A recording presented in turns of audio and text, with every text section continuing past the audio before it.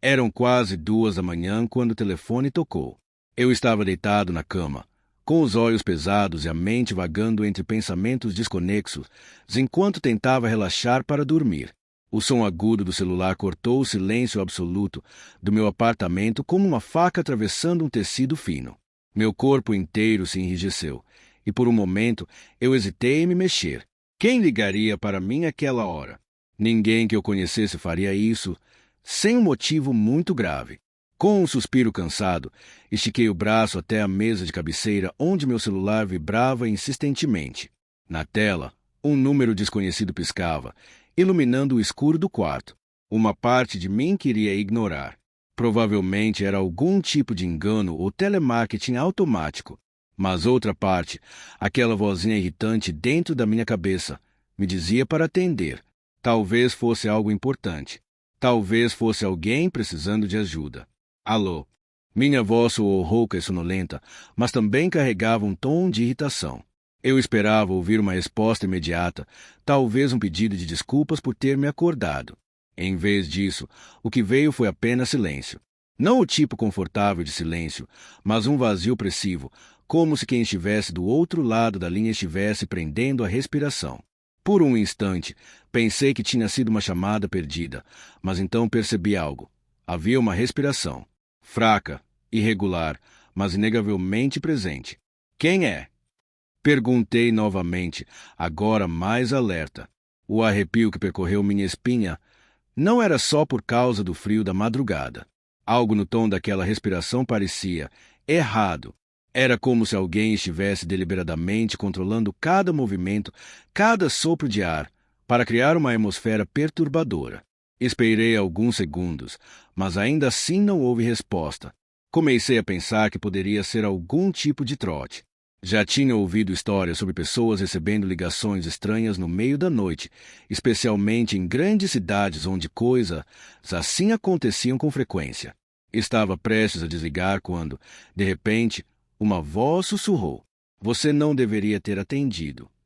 As palavras foram ditas tão baixo que quase não consegui ouvi-las.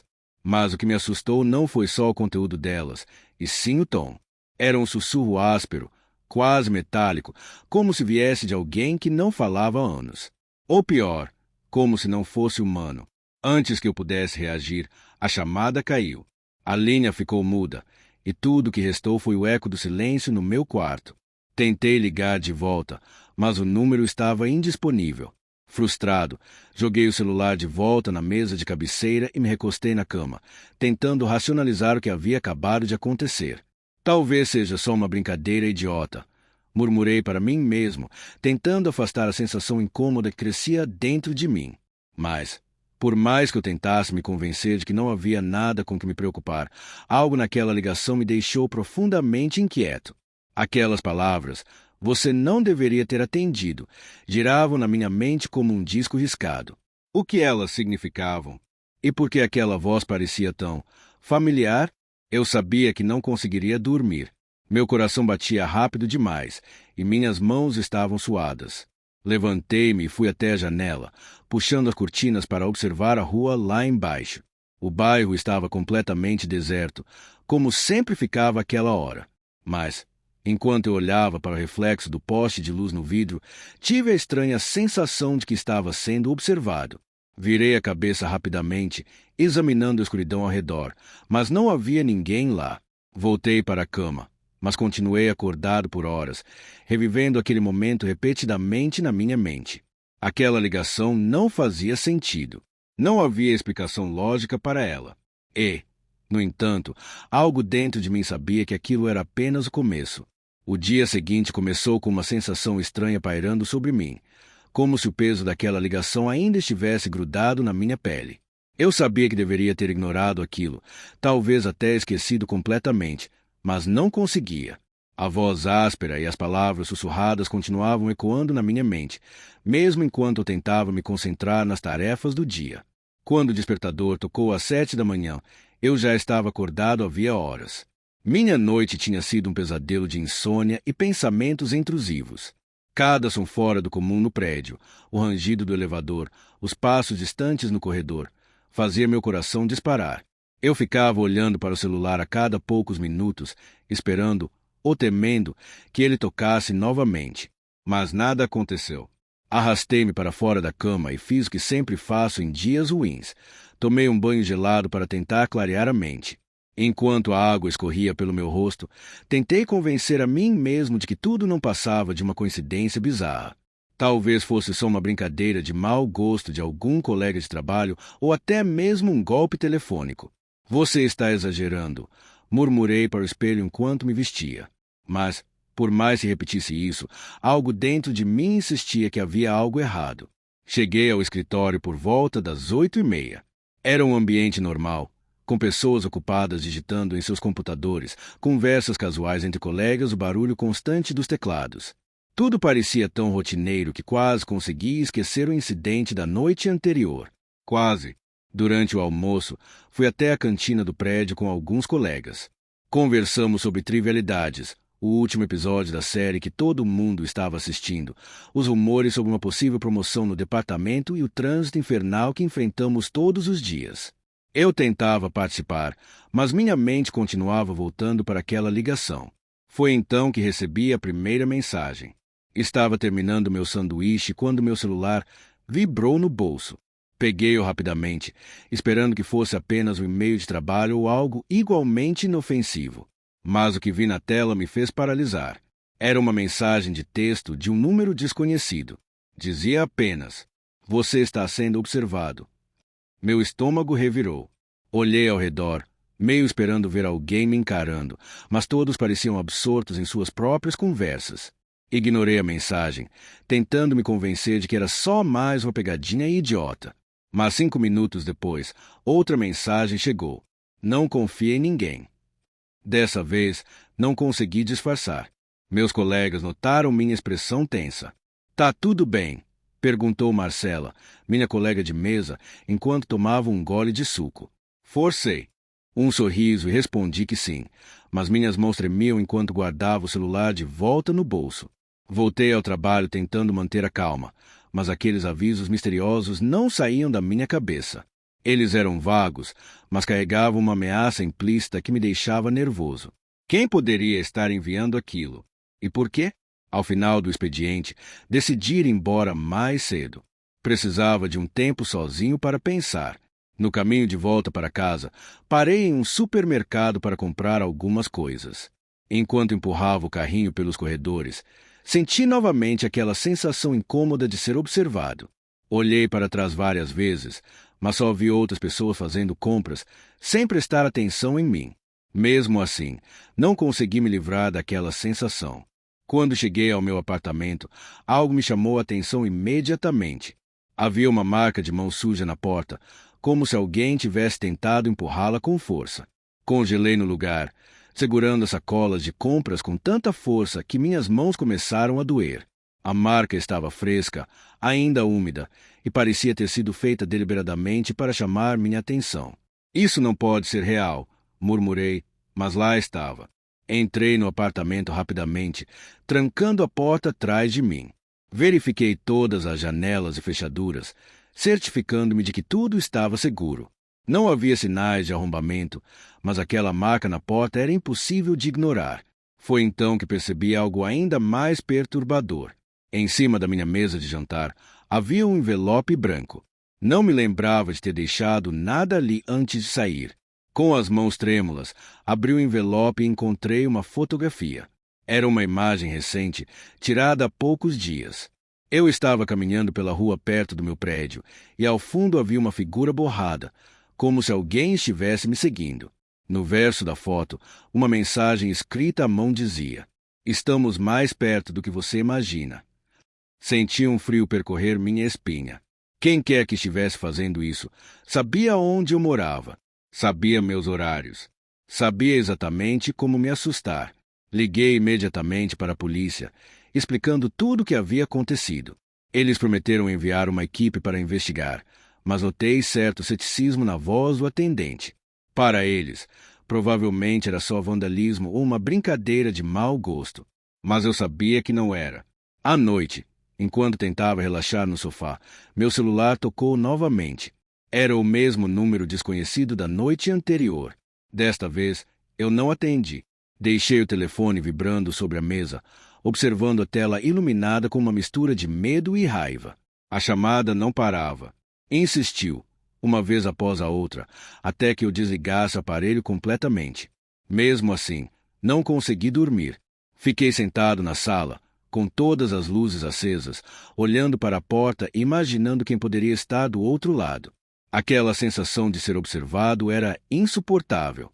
Cada som vindo do corredor do prédio parecia amplificado. Cada movimento na escuridão parecia uma ameaça. E, enquanto eu tentava entender o que estava acontecendo, uma coisa ficou clara. Aquela ligação que eu nunca deveria ter atendido havia aberto uma porta que eu não sabia como fechar. A noite mal dormida e a tensão constante começaram a corroer minha sanidade. Eu não conseguia parar de pensar naquela fotografia, nas mensagens ameaçadoras, na sensação de que estava sendo vigiado o tempo todo. Era como se uma sombra invisível tivesse invadido minha vida, roubando qualquer vestígio de tranquilidade que eu já havia conhecido. Sabia que precisava tomar alguma atitude, mas o quê? Ir à polícia novamente parecia inútil. Eles provavelmente me mandariam embora com um tapinha nas costas, você está estressado. Então, decidi procurar ajuda em outro lugar. Lucas era meu amigo desde a faculdade, um gênio da tecnologia que vivia hackeando sistemas por diversão, ou, como ele gostava de dizer, por curiosidade intelectual. Ele tinha uma mente brilhante e uma capacidade assustadora de encontrar informações onde ninguém mais conseguiria. Mesmo que nossa amizade tivesse se tornado mais distante nos últimos anos, sabia que podia contar com ele em momentos como esse. Liguei para Lucas assim que acordei, ainda exausto, com olheiras profundas. Ele atendeu ao segundo toque, sua voz animada e cheia de energia, como sempre. E aí, cara, faz tempo que você some, disse ele, rindo. O que foi? Perdeu a senha do Wi-Fi de novo. Não é sobre isso, respondi, minha voz grave e séria. Expliquei tudo o que havia acontecido nas últimas 48 horas. A ligação misteriosa, as mensagens de texto, a foto na mesa de jantar e a marca de mão na porta. Lucas ficou em silêncio por alguns segundos, algo raro para ele, que geralmente tagarelava sem parar. Isso parece coisa de filme de terror, ele finalmente disse, mas pude ouvir o tom intrigado em sua voz. Você tem certeza de que não é só paranoia? Tenho certeza, respondi, irritado. Eu tenho a foto aqui comigo. E o número do celular que enviou as mensagens. Preciso que você me ajude a descobrir quem está fazendo isso. Ele hesitou por um momento, mas então concordou. Tá bom, cara.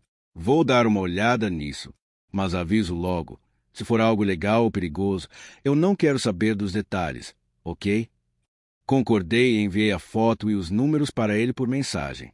Durante as horas seguintes, fiquei andando de um lado para o outro no apartamento, tentando ocupar minha mente com qualquer coisa que pudesse distrair minha atenção. Assisti a vídeos aleatórios no YouTube, li algumas páginas de um livro que estava largado na estante e até tentei cozinhar algo decente. Mas nada funcionava. Minha mente continuava voltando para aquela sensação opressiva de estar sendo observado. Por volta das 3 da tarde, Lucas me ligou de volta. Sua voz estava diferente agora, mais séria, quase preocupada. Cara, você tem ideia do que está acontecendo aqui? Perguntou ele, hesitante. O que você descobriu? Perguntei, sentindo meu coração começar a acelerar. Primeiro, aquele número de telefone que você me mandou, ele não existe oficialmente. É como se fosse um fantasma no sistema telefônico. Não está registrado em nenhum banco de dados público ou privado. É praticamente impossível rastrear. Como assim não existe? Interrompi, incrédulo. Alguém usou esse número para me ligar e enviar mensagens. Exatamente, respondeu Lucas. Mas aqui é que fica estranho. Quando tentei vasculhar suas redes sociais, Facebook, Instagram, LinkedIn, encontrei algo ainda mais bizarro. Alguém criou perfis falsos com seu nome e fotos suas. Esses perfis estão postando mensagens estranhas. Como eu sei o que você fez, ou você não pode esconder isso para sempre. Senti um frio percorrer minha espinha. O quê? Como assim eu sei o que você fez? Eu não fiz nada. É exatamente isso que estou tentando entender, disse Lucas. Esses perfis são recentes, criados há poucos dias. Eles têm seguidores reais, gente que realmente interage com as postagens. Parece que alguém está tentando te incriminar ou te expor publicamente. Mas por quê? Gritei, frustrado. Eu sou uma pessoa normal. Não tenho inimigos. Não fiz nada que pudesse justificar isso. Lucas ficou em silêncio por alguns segundos antes de continuar. Tem mais uma coisa. Lembra da foto que você me mandou? Aquela com você caminhando pela rua? Consegui ampliar a imagem e analisar a figura borrada ao fundo. Não tenho certeza absoluta, mas parece ser uma mulher. Ela está usando um casaco escuro e tem algo na mão, talvez um celular ou uma câmera. Uma mulher? Por que uma mulher estaria me seguindo? Tentei lembrar se havia visto alguém suspeito recentemente, mas minha memória estava em branco. Você consegue identificá-la? Perguntei, esperançoso. Não com essa qualidade de imagem, respondeu Lucas. Mas posso tentar melhorar a resolução e ver se consigo encontrar algum detalhe útil. Só vai levar um tempo. Desligamos a chamada e eu voltei a andar de um lado para o outro no apartamento. A revelação de Lucas havia deixado tudo ainda mais confuso. Quem seria capaz de criar perfis falsos com meu nome? E por que estariam me perseguindo dessa maneira?